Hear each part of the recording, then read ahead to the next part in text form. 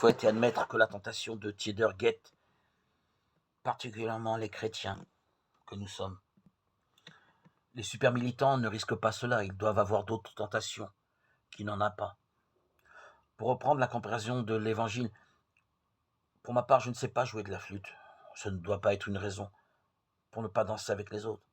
Si je ne suis pas destiné à être un chef de file, un entraîneur, il ne faut pas pour autant que je renonce à suivre ceux qui en ont mission. Si je regrette l'intolérance dans l'assemblée où je me trouve, que cela ne m'empêche pas de prendre parti.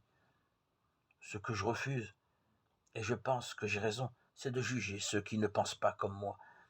Je ne veux pas me contenter de la foi du charbonnier, et je suis prêt à écouter les enseignements, mais je n'admets pas de remettre en cause ma foi tous les matins. Je ne suis pas assez fort pour cela, et ne suis pas sûr qu'elle y résisterait.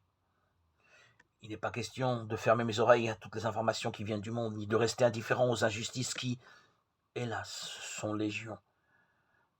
Je me sens solidaire de cette humanité qui est bien loin d'être parfaite, d'autant que j'ai bien conscience d'être parmi les plus favorisés.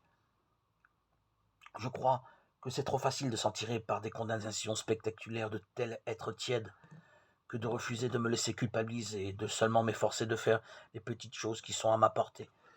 J'accepte de réfléchir aux grands problèmes du monde et de recueillir l'avis des autres. Je me méfie néanmoins beaucoup des discussions du café et du commerce. Même si elles sont enflammées, ce n'est pas pour autant une garantie de chaleur.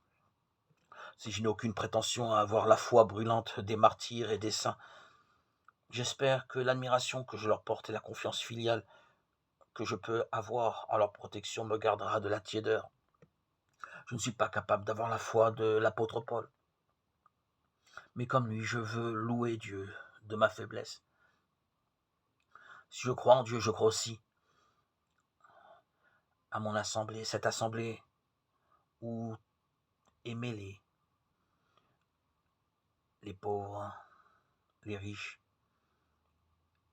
les pécheurs, les bien portants. Je ne suis pas meilleur que les autres. Mais qui a cette certitude, chevillée au corps, que le Christ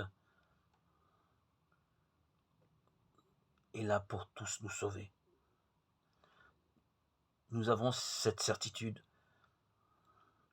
et cette certitude s'appelle l'espérance. Jésus-Christ, le sauveur de toute l'humanité.